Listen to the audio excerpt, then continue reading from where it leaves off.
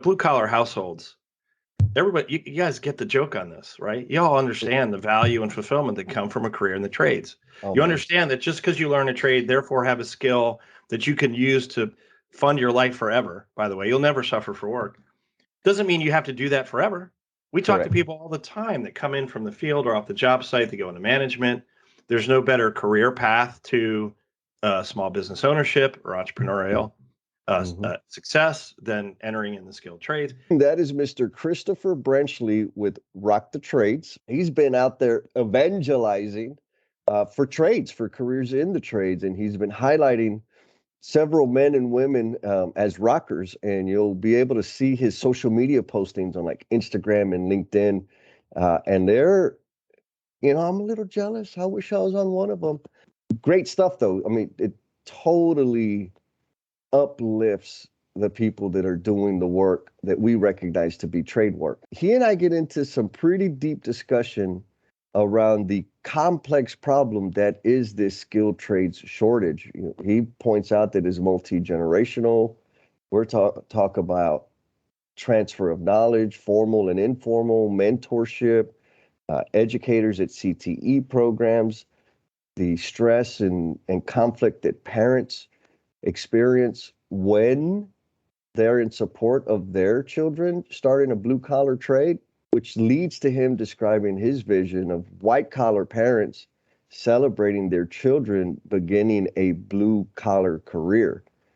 And when you talk about like a marker or a line in the sand to work towards, that's a pretty significant one. And I think with all the L&M family out there, we'll get there. We'll get there. Let's not forget to give a shout out to our patrons that have been supporting and contributing to the show to keep us commercial free. And of course, we're going to shout out the L&M family members that have been pitching in, contributing some dollars into this effort, helping us stay commercial free.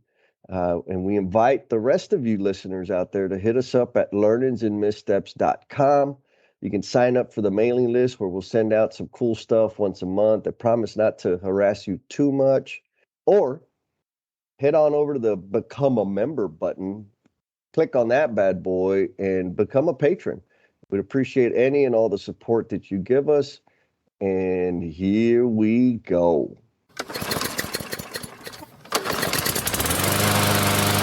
What's going on, L&M family? Here we are with Mr. Christopher Brenchley, also known as CB. How you doing this morning? I'm doing great, Jesse. Happy Saturday. It's good to be on with you.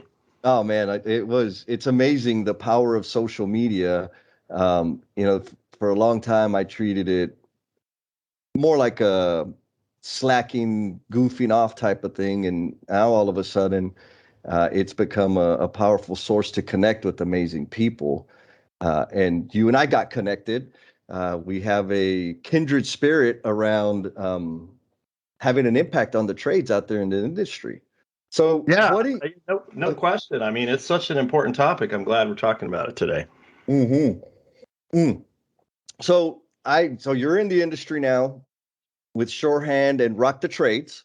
And y'all are making big, giant waves. I mean, I've seen Shannon Tomusco, Darcy, several other people that you're highlighting. Barbie, the welder, who we just interviewed. You seem to be doing a lot to highlight and elevate and celebrate those individuals. How did that whole idea come to pass? Yeah, it's a great question. And as I said, it's such an important topic for us all to consider out there. But Rock the Trades was really born out of the work we were already doing with Surehand. And just simply, for your audience, Surehand, the way to think about it is Match.com for industrial employment. So we use big tech to give industrial employers across energy, manufacturing, construction a faster, more cost-effective way to find best fit skilled trades talent, semi-skilled industrial labor. You get the idea. Mm-hmm. So we're up here in Silicon Valley, doing our thing. And we stood that company up in 2018. We're doing our thing, and along comes 2020, right? Oh yeah. And we were serving the oil and gas industry initially. That was our beachhead market. Actually serving in a very unknown sort of trade called non-destructive testing, industrial inspection. It's probably one of the most pervasive trades that I know of that no one has ever heard of. So it's Yep. a tremendous career path if you're interested in an interesting career in the trades that has a big impact on our world. Have a look at non-destructive testing and industrial inspection. But anyway, so at the beginning of 2020, oil and gas was taking it on the chin from the oil price wars that were going on, and then here comes the pandemic, right? And it's affected all of us in many ways, too many, frankly. But Yeah. one of the impacts that it had on our business was in the oil and gas sector because of that downturn. Um, Demand dropped, right? Prices Mm. fell. Oil and gas went negative for a bit, right? Crazy stuff. So anyway, it forced us. We went through this sort of very existential moment as a business, and it kind of led to two things. One, it accelerated our expansion into the manufacturing sector, which we did as we came out of going into last year. But the other thing that it did is that, these moments will sort of push you, they're a good forcing function. We looked Mhm. at the business, we looked at the world that we were serving and the space we were playing in. And I realized that, for the thousands of industry conversations we'd had since 2018, so, all the industry stakeholders, employers, industry associations, trade schools, tradespeople themselves, it became very clear to us that as good as the work we're doing, connecting work with workers and the other way around is, and we're going to keep doing that. The bigger problem actually sat at the top of the talent pipeline in the skilled Mm. trades. That there just weren't enough people out there getting excited about, enthusiastic for, and embarking upon careers in the Yeah. skilled trades. And we realized we had, frankly, an existential need or imperative to go after that issue. And that was really the genesis of the Rock the Trades initiative, which we just stood up, less than a year ago. And we've just had Wow. so much positive momentum since then. Man, the videos, that like the thing that really captures my attention in terms of just kind of visual uh, pleasure, but also like the potential impact that it can have on drawing youth in, or not just youth, anybody into Yeah. the industry. The videos of the folks like doing the dumb work, like it's powerful and it's sexy. It comes across as, man, that's exciting because it really is. I mean, I came up as a plumber, and uh, even now when I go speak, or it's been a while since I've done it, but when I get to like go to speak at a career day, um, sometimes, because I'm a trades professional or was a trades professional, that trade gets bumped down from fifth grade down to like first grade because, the fancy people with the um, high status jobs get fifth graders. And a counselor would usually ask was like, Jess, like, getting down to first grade, is that okay? I'm like, absolutely, because my slideshow is the same for every grade.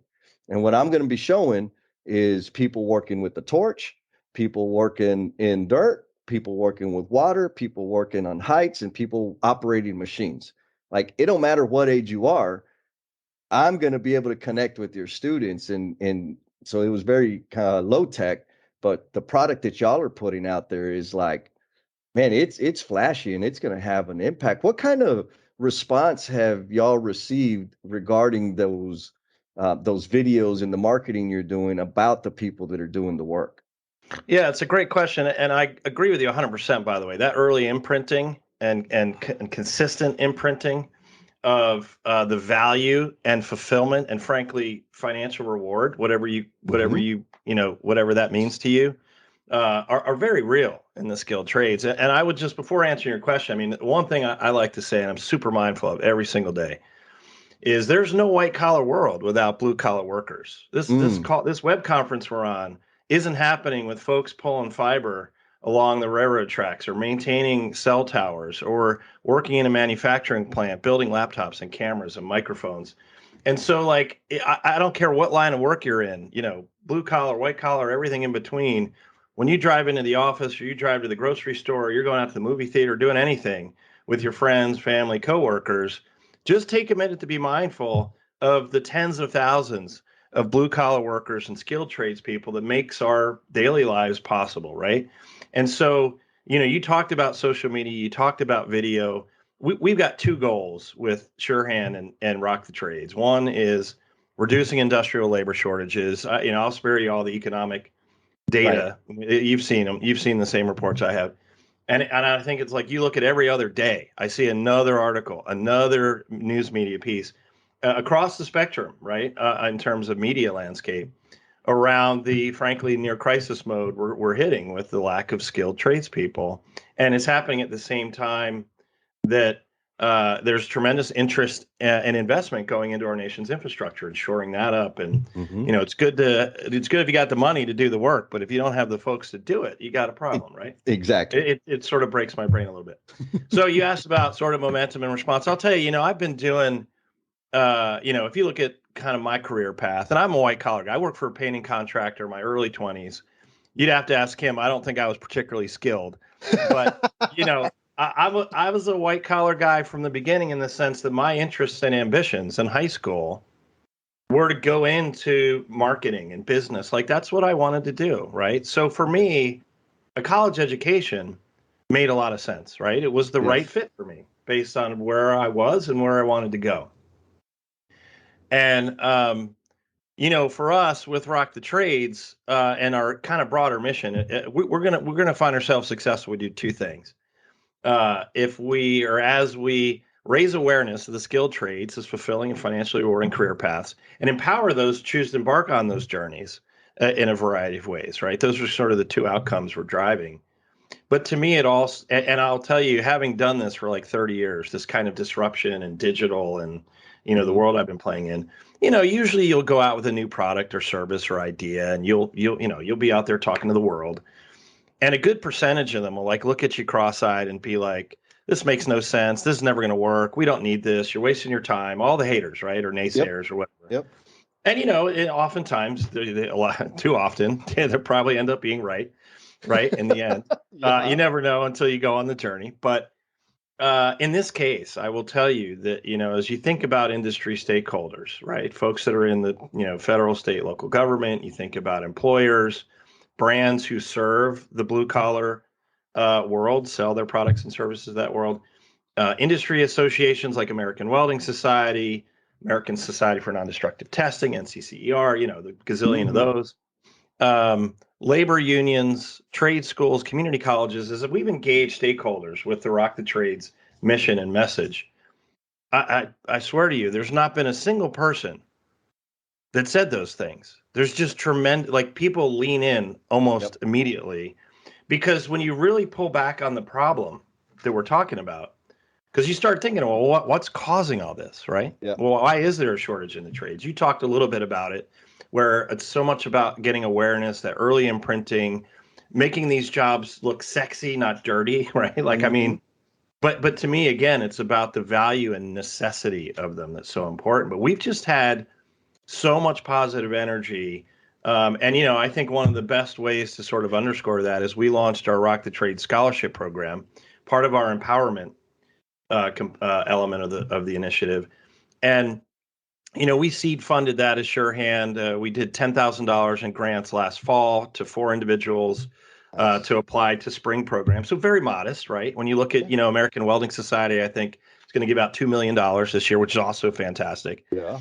Um, but our goal for 2022 was to 10x that commitment, working with partners and individual and organizational donors, and we're already at 80% of that goal. Woo. Right. So, this is where I think just in that one part of what we're doing, tremendous traction, tremendous energy. And then you combine that with our growing following on social media, adding new rocker influencers like Barbie Yeah. to our rocker wall every day. And Shannon Demosco's like the Lady Volts was our Yep. latest addition. But yeah, just lots of positive energy and momentum around the initiative. Yeah. The energy and momentum. It's on one hand, it's like overwhelming. Um, and on the other hand, it's like, well, it's about damn time. About 5 years ago, Wesley Baker, he was my boss at the time, asked me, like, Jess, what do you want to do? Like when you grow up? I'm like, I got to think about that. I'm still And trying to figure that out, by the way. exactly. And where I landed was what I want to do, where I see myself is speaking to educators, parents, and students about careers in the trades. Like, I don't even know what that's going to look like. I don't know how in the world I'm going to get there, but that's what I see. That's what's calling to me. Um, And similar to the Rock the Trades like Genesis, it happened. What really triggered and flipped that switch was the lockdowns, right? At the time I was traveling a whole bunch, and I got told, go sit in the corner and keep your hands to yourself. And I said, well, hell, we need to start a podcast. And from that, I've connected with the Skilled Trades Alliance, which I know has Yeah. connected. Adam and Mary Beth and that group. Yeah. Yeah. Oh, yeah. Absolutely. So I get to play with them, learn from them, and figure out how to contribute to the same thing that we're all working towards. Got to connect with Steve Turner with Bring Yeah. Back Trades. We just started live streaming some stuff. And Stephanie Brown, you mentioned the white collar, blue collar, and I love your quote. I guarantee you, we're going to have some images with that quote. You don't have white collar without the blue collar. Um, Stephanie Brown is and with Intelligent Construction Opportunities has put together some messaging and an initiative or thinking around periwinkle of opportunities, the connection between blue collar and white Yeah. collar. And so there's all these different perspectives, and like the problem is not as simple as some of us want to make it. It's like extremely complex. And so I'll give you an example. And actually, I would love your thoughts on this. There's scholarship programs for students that are going into trade programs and to pay for tuition, et cetera. And there's funds and grants that go to the education or to the institutions, right? What I see next, the next gap that's already there, is the gap of instructors of these trades. And we already know, it's my sentiment that educators are poorly compensated for the value that they bring to our community. And so I have a little seed in my head that's hopefully it's not a weed, another weed. Um, but I have this thought, what if I was to put together with the support of the L&M family some kind of scholarship, I'm going to say scholarship program, but some Sure. kind of grant thing to celebrate and honor those instructors out there so that we give them some money so they can do something for their classroom or for themselves, because we know educators sacrifice a tremendous amount of their personal time to pour into our youth. What do you think? I think it's a great idea, Jesse. I mean, I think when you look at, when you look at the problem space, one, I agree, it's incredibly complex. This is a multi-decade, generational kind of Mhm. thing, right? I'm not naive enough to think we're going to solve this problem in my lifetime. I'm just not, right? And when you Yes. look at sort of how we got here, I'll start there, and then I'll circle back to your idea. There's sort of three drivers in my mind around this issue. The first is, you touched on it. We've got the baby boomer generation, right? The generation ahead of us. Like, I'm in my early 50s, so I'm early Gen X, right? I was never really a slacker, but anyway, Yeah. the I was very early on. But those folks are aging out of the workforce by roughly 2030, and they've held a disproportionately high percentage of skilled trade jobs out there. So you look at any given trade, and you look at the median age data, and in the trades, it's low to upper 40s depending on the Yes. trade. You look at software engineer, coders, right? It's 27. And you Mm. start to see, holy cow, like that gap is tremendous. And it's because for the last 30 years, as long as I've been in the workforce, and a lot of folks will tell me it's been the last half decade, there's been this relentless prevailing narrative out there that is undervalued vocational education, what's now called CTE, career Yep. technical education, union apprenticeships, with this college first, college degree by default mindset. And again, we're not anti-college Right. at Rock the Trades, but we are all about helping folks understand A, the value of skilled trades to our society, and B, restoring parity between blue collar and white collar career Mm. paths, right? And so much of that starts in the classroom, that early imprinting. You probably remember, I know when I went to high school, I had wood shop, I had plastics, we Mhm. had auto shop. And Yep. again, I was on a college track, right? Like, I Yep. mean, Same. I knew early on what I was going to do, but I got exposed to making and building. And I had that, tangible physical imprinting. That's by and large gone from the high school or the educational experience, unless you're going to a BOCES or a vocational technical Yep. school or program. And so I mean, I 100% agree that supporting the educational system and the educators out there. And I would also add to that, one of the things that we're centered on, and you'll see as we move through the year, we started out with job matching, right? So Hmm. you can go, you can go to the App Store or Google Play and download our Rock the Trades app. And, you can go find skilled trades jobs near you that, whether you're working in the trades already and have a skill, you have skills, you have experience, you create a profile, a trade specific profile, and we'll show you all the jobs like in the last 30 days that are near your zip code, right? And we scrape probably, I don't know, 100,000 jobs a month. So there's a lot of opportunity Yeah. out there, by the way, that are paying 2, 3 times minimum Oh wage. God. Yeah. But yeah, and so again, these two sides just keep missing each other. So, but where we're moving, and it's kind of rhymes with what you're talking about, is this knowledge transfer from one generation to the next. And, when Yes. I look at the market and I see all these baby boomers aging out of the workforce, retiring, semi retiring, whatever the scenario is, they've got all that knowledge Yep. up here, right? Because by the way, everyone talks about, oh, they like working with their hands. They should go into the trades. Tradespeople use their brains. That's the Oh most yeah. ridiculous thing I've ever heard. And so you have all this institutional knowledge, right? And you've heard Mhm. the old saw about, I forget what it was, like the plumber. You were a plumber, right? It's the Yep. old joke about, guy goes fixes someone's leak in a bathroom, gives them an invoice, and it's like, I don't know, $99 in parts and like 5,000 in labor. And it's like, well, why is it? It's because I know what to do with that tool. I have that Right. institutional knowledge, right? Yep. So I think there's a huge opportunity for informal coaching and mentoring, formal coaching and mentoring to augment what's going on in the classrooms out there. Because, as you said, by and large, the schools are underfunded and the educators are overworked. And, those shop classes don't exist anymore. Hmm. So it's about how do we kind of restore that infrastructure. And I think a scholarship program that could, drive funds, or a grant program that could drive funds into the hands of those educators, getting tool brands like Stanley Black and Decker Hmm. and others. And I think they're already doing this to some degree, Yep. but like getting tools in classrooms or into those shop classes, supporting that, I think are tremendous opportunities to kind of reverse the flow on this. Well, then that just means I got to get off my butt and make it happen. So, Chris, what should the L&M family know about you?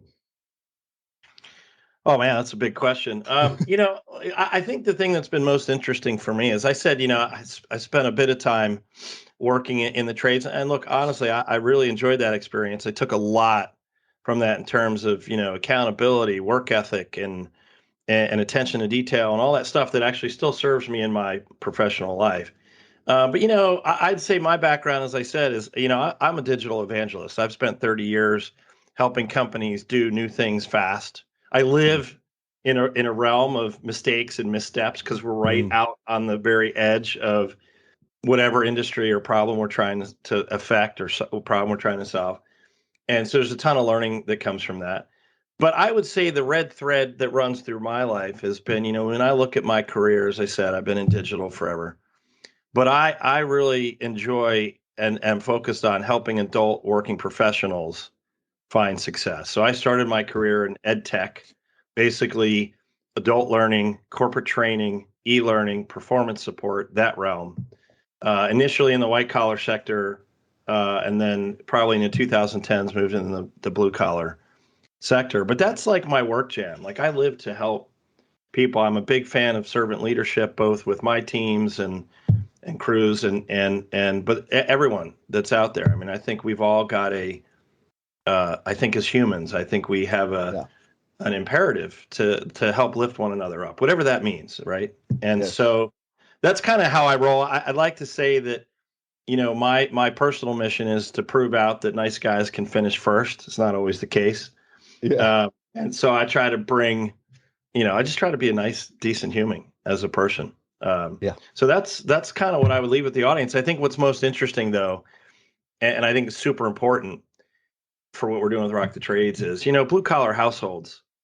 Everybody, you guys get the joke on this, right? You all understand the value and fulfillment that come from a career in the trades. Oh You man. understand that just because you learn a trade, therefore have a skill that you can use to fund your life forever. By the way, you'll never suffer for work. Doesn't mean you have to do that forever. We talk to Correct. people all the time that come in from the field or off the job site. They go into management. There's no better career path to small business ownership or entrepreneurial Hmm. success than entering in the skilled trades. These are not like binary yes no decisions for folks. So blue collar people already get this. To me, it's about expanding these messages and these and pushing back on any misperceptions that are out there to an all collar audience, blue collar, white collar, and everybody in between. And one of the inspirations for me was like you during the pandemic. And we had the good fortune to be able to do what we do, sitting in the corner, Yep. connected to the internet. That wasn't true for too many, like a lot of the essential workers out there, right? 100%. And I guess for me, what I started to realize is I looked at my own social media feeds, and arguably, I got friends across all political perspectives. I got friends across blue collar, white collar, but I would say by and large, my bubble is probably a white collar bubble. Okay. And when you go out on Facebook and social media, and you see all these parents and families wildly celebrating their kids getting into like Stanford or Harvard, University of Delaware, or Texas Tech or whatever. I want to see those same families doing the same thing when their kid gets into American Welding Academy or Yep. getting into the UAJATC apprenticeship program. When we Yep. start to see that, that's when if you want to know how I roll, what motivates me, like that's what I want to see. Because Yeah. to me, unless we really bring new and perhaps unexpected entrants into these industries, we're not going to increase the pool of talent Yep. that's serving across energy manufacturing construction. So long answer to short question, but that's Beautiful me and answer. that's how I roll. Yeah. Yeah. So I was having a conversation with Miss Kim White, who is one of my coaches. And by the way, L&M family, get you some coaches. It's amazing. It's transformational. And she pointed out the struggle or the pain that she had to deal with, or maybe conflict that she had to deal with as a parent, supporting her son making a move into the trades. And that's another, like, again, the complexity of the problem is to your point, right? Yeah, we want them to celebrate. We want to see these big giant parties. We want to see all of that around people youth making decision to come into the industry. Uh, um, but there is a conflict that those parents have to deal with. Also, the haters that are going to say, "What are you doing? Like, don't you expect more? And aren't you worried?" Like this sort of thing. What are your thoughts on that? Oh, listen, it's at the core of what we're striking at with Rock the Trades. I mean, that stigma is driven by a few things in my view. One is, again, that relentless prevailing narrative. We've just been sort of, as a society, again, over the last 3 to 5 decades, we've just bought into this whole thing. Like, hey, if you want to be successful in life and find fulfillment, just go to college. You go in undeclared, figure it out as you go. You spend 4 years, probably five, right? These Right, days. right. The bulk of people that start college, by the way, I think it's like it's north of 50%, don't even graduate. As they're going through that, they're taking on, or their parents are taking on, student loan debt burden. That's a lifetime debt burden. We're approaching like $2 trillion in outstanding student loan debt Ooh, out baby. there. And some 35% of it is held by the Gen X generation, which means you're now paying for that debt for your entire career. Yeah. And then the kicker to me is I just read a study from the Federal Reserve Bank of New York that they did a study of recent college graduates. Like in that cohort, upwards of 40% of those graduates got a job or entered a field where they didn't even need that degree, right? So Oh, they're taking 4 or 5 years in their early 20s, late teens, early 20s, taking on a lot of debt to do something to waste time and money that they didn't need to. And then I compare that to, Janie decides to go get, if she's fortunate enough to get accepted in the IBEW electrical apprenticeship program, she'll do 5 years. She'll earn while she learns to become a journeyman electrician. But she's going to be set when she comes out, right? And oh so yeah. you can look at the data around earnings potential over a lifetime or a career lifespan, comparing white and blue collar trades. Like for me, I got the ROI I wanted from my Hmm. college education because again, it aligned with my interests and ambitions. I had for 17-year-old, I had a pretty clear idea of what I wanted to do.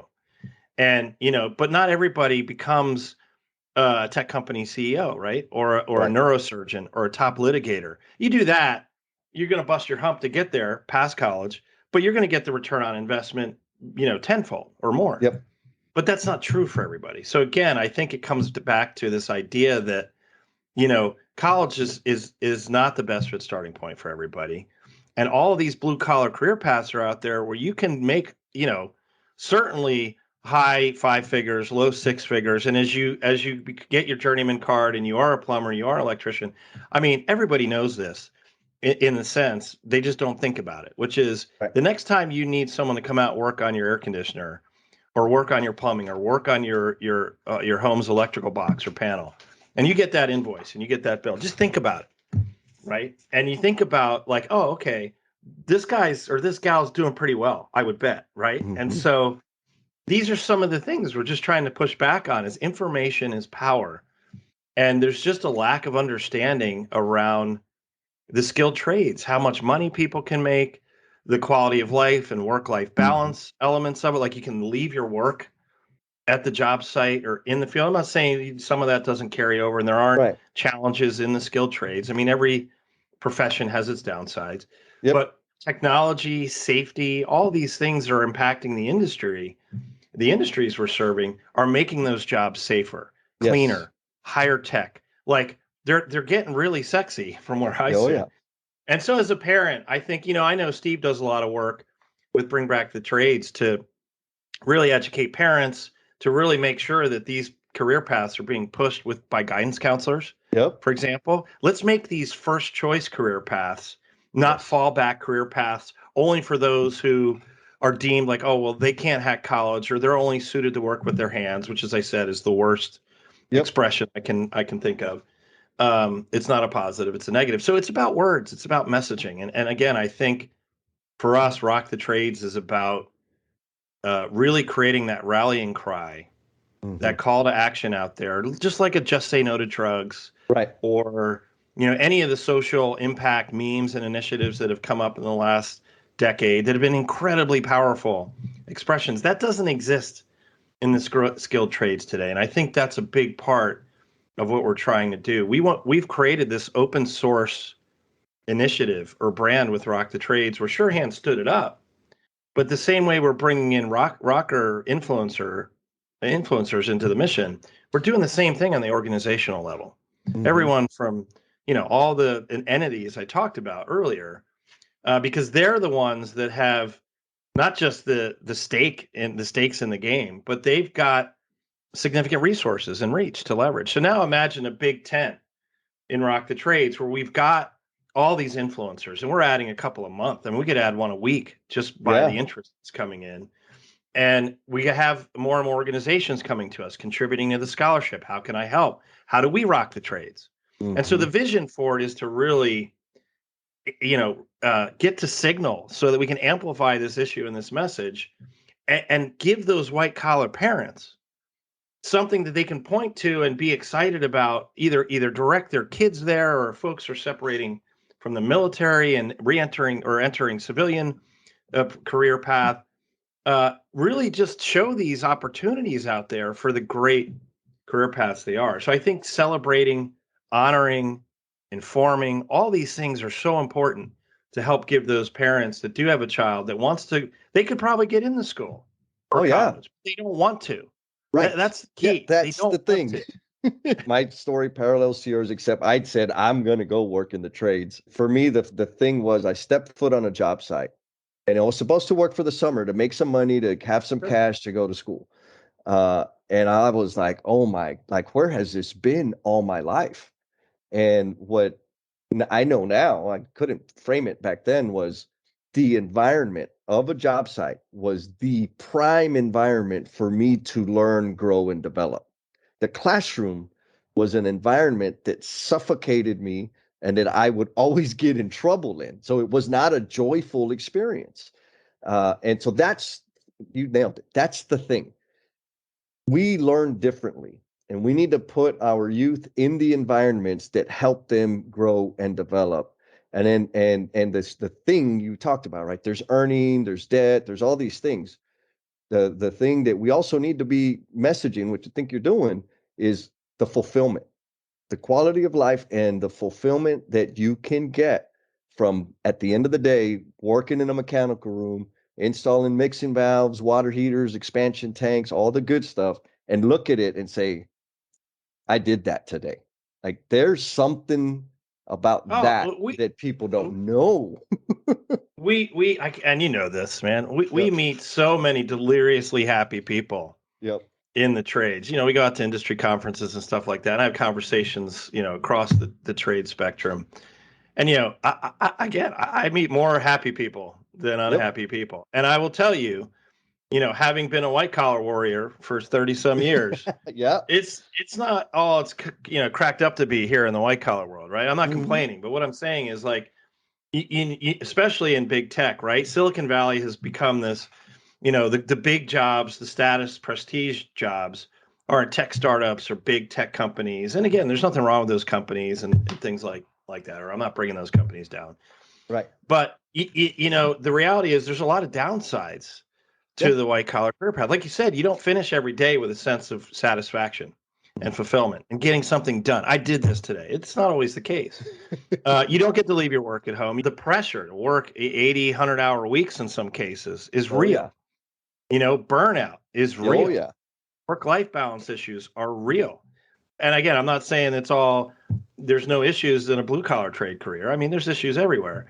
But Yep. like, let's not pretend that this white collar career path is some, this ideal that just completely should overshadow folks thinking about going into the trades as a first choice career Yep. path.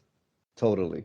So you're a digital evangelist, self-proclaimed white collar person, professional, Yeah, that professional. is completely dedicated to enhancing, celebrating, and making careers in the trades a first choice option. Like, did you write that in a journal back when you were sixth or seventh grade and just took the steps to make that happen? Or did you have another idea of what you wanted to do No, back then? no, I would be disingenuous if I said that. The one thing I will say is, career wise, I'm a white collar Yeah. professional, right? Like I don't claim to, I didn't come up the way you came up in terms of learning a trade, other Yeah. than my time in my late teens, early 20s, working for a residential house painter. And I was okay, but like I said, I wasn't very skilled. Um, like I said, the red thread for me was about helping, working adults find Mm. fulfillment. So that's sort of been the red thread for me Yep. throughout my journey. I got into the skilled trades professionally in a meaningful way, like serving them as Yep. part of the Surehand mission. So back in 2018, we essentially joined as team lead what's called an incubation cycle up here, funded by Stanley Black & Decker, the good folks that put tools on shelves at your favorite hardware store. Oh yeah. Because their mission is really for those who make the world, right? So everyone from the DIYers, the weekend warriors, to the professional tradespeople, they are very sort of, I would consider, a very progressive organization as it relates to workforce development, diversity and inclusion, corporate social responsibility. So yes, they're a big Fortune 250 global company, but they've got a real soul. Like, and I've seen it, firsthand, being with them being our investors, right? So that's how I got into, really in a meaningful way, the blue collar realm. Hmm. And as I said, as I started out helping folks skill up, support their productivity and performance on the job, and kind of the more of the white collar world, moving into sort of more of an HR tech play, right? Connecting work with workers and vice versa. And the blue collar trades was a really nice extension of the work I'd been doing on the ed tech side. Mm. But it also harkened back, like I love to wrench on cars, right? Like I'm a car junkie. Yep. And so, I've had collector cars, they kind of beaters. They were nothing, no crazy. But like, my weekend, garage queen weekend type project cars. And so I'm mechanically inclined. Like Yep. I like to work with my hands, right? But I would think back to my grandfather who worked in the textile industry, worked Mm. in the factory floor, and he had a big house on a hill, was a pillar in his community, right? You go back to the 1950s.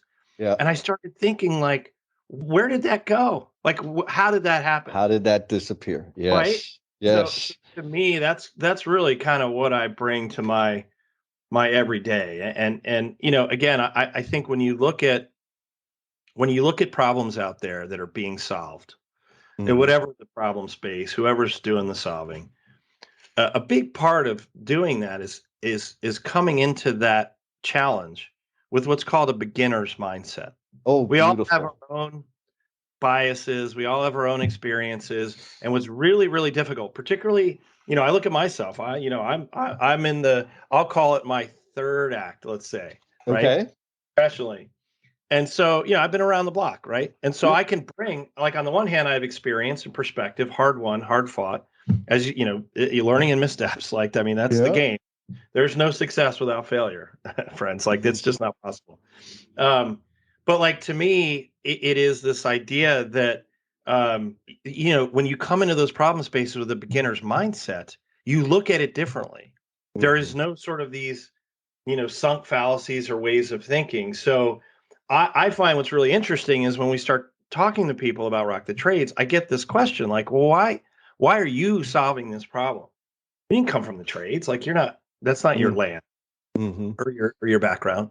I don't think it matters. I Right. think what you need to do is surround yourself with people and perspectives that have had that experience and that are, boots on the ground, quite literally, right? And that's why it's so important, as a tech startup trying to solve a problem out there, is you have to get out of the building with your beginner mindset, right? Like, Yes. those are the two. 100%. So anyway, I think those two things are just so important when you're trying to solve any problem out there. It's just think with a beginner's mind. Anything's on the table. And then second, just get out of the building. Go engage the community you're trying to help or the folks you're trying to help. You'd be amazed what you learn. Oh man, the space or the second act that I'm in my career has been around lean construction, lean problem Sure. solving, etc. And those two things that you just said, they're universal. Begin Approach with a beginner's mindset. Like, you want to get people to listen and jump on board and appreciate the value you're attempting to bring. Come at them with the beginner's mindset. You come in with that expert attitude, you ain't getting nowhere with nobody. Now, second thing, get off the damn chair and get out there to where the pain is being experienced. You go out there, you're going to make some magic happen. That's beautiful. Now, third act in your life, you're having tremendous impact. Sounds like you've had tremendous impact all the way. You've got to deal with some haters along the way. You've had some bad idea or some ideas that were not appreciated by everyone as much as they were appreciated by you. And so that leads to the next question. Um, what is a significant learning that you had along the way as a result of a painful misstep? So I've got two. I got two Ooh. to share with you. And by the way, I probably have 2,000 in terms of how many missteps I've made. And All right, y'all. We got a bit of a change here. Yes, I'm breaking up the flow, and that's not going to change. It's going to stay the same. But the L&M family has spoken out, and we've heard you loud and clear. What we are doing is the backstage passes, these clips that you're not going to be able to listen to on this audio version, are now going to be available to everybody on our YouTube channel. So hit up our YouTube channel, subscribe, follow, like, hit all the buttons, and give yourself a little bit of a learnings and missteps marathon and catch up on all the outtakes. We want to hear your comments and we want to know what you're learning from these things, because all of our guests have shared some pretty intimate missteps and have had some pretty profound learnings. And we hope that you can take that and apply that going forward and even teach it to your people, the people you care about. So that is going to be the deal going forward. Thank you for supporting us, and back to the show. I know I subscribed to early in my life that I got to be right all the time. And then when I discovered, like, oh, I learn better when I put myself out there and don't get paralyzed with perfection, make some damn mistakes, learn from them, adjust, and keep on trucking. And so that's the whole purpose of the question. And so, I mean, two things that stood out to me in what you shared with us was, when we're out there pitching our ideas, farming them out, socializing them, trying to figure out how people are going to respond. it's really easy to get lost in the passive. Oh, that's a good idea. Oh, that's great. It's kind of like the American Idol syndrome, right? They show the beginning of the new series, and there's folks up there that really shouldn't be up there, but their family was telling them, "Oh, you're a fabulous singer." Like you got to go for the uncomfortable, raw, real feedback, because that's where the value is. It's not on the pats on the back. It's on the actionable, objective, maybe even harsh sometimes feedback or observations of your ideas and your thoughts that are going to really help you uh, form that into something meaningful for yourself and for others. And the other is just do it and find meaning in your work, right? Like you understand, uncover, discover what you're about, what's meaningful to you, what are the boundaries, the parameters, the purpose in one person's life, and then make all your decisions based around that. Because after I started doing that, it was gravy. Like when I became or disconnected myself from the expectations that people set on me and the expectations that I adopted and attached to myself, when I said I'm not happy, I don't experience joy doing those things, I'm going to do this. All of a sudden, man, I mean, you touched on it. It's like a rocket ship of fulfillment and contribution and connection. And I mean, right now I'm in a space in my life that I never would have believed that I would be where I'm at now, but it's a result of having made that discovery and leaned into it, like you said. Man, this is good stuff. So that leads us to maybe the closing question. We'll see if it's actually a closing question, but what footprint do you intend to leave on the world? Yeah, I mean, look, we've touched on a few of the things, right, that Yep. motivate me and get me up in the morning, and and I have to say, I want just to quickly build on what you were just talking about is, part of the tension in exploring, right, in pushing the envelope, is this sort of tension that exists between yourself being, a tireless, dedicated champion of your idea, right, all the passion, and balancing it with the intellectual honesty around the feedback you're Mm, getting on it, right? It's that's yes. where the tension is, but that's where the magic happens, right?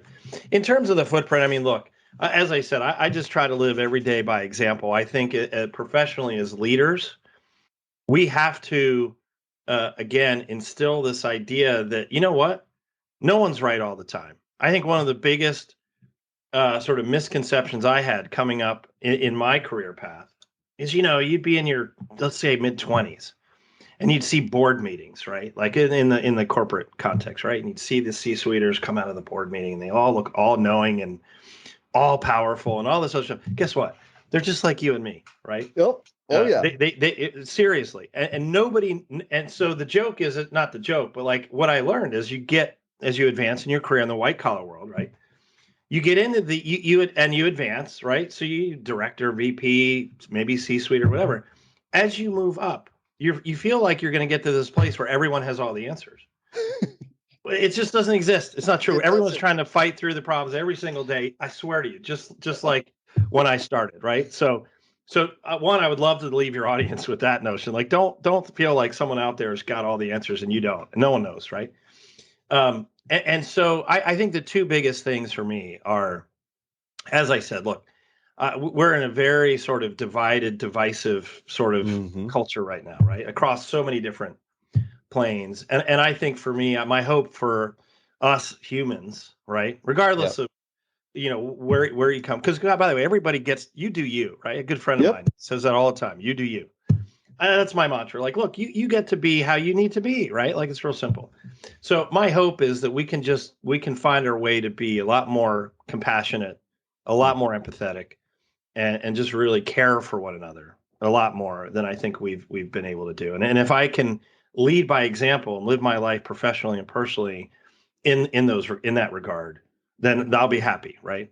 Yep. This idea that nice guys can finish first or have an impact and so on, I think that's important. And then lastly, like with what we're doing with Rock the Trades, I mean, I am so, as you can tell, I get so Yeah. and passionate about this.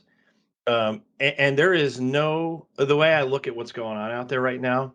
We've talked a lot about, imprinting the youth, right? Yep. So grade school, middle school, high school, how do we imprint the trades positively and get them excited about, oh, I would love to do this, right? By the way, I know I did. I shouldn't say we all.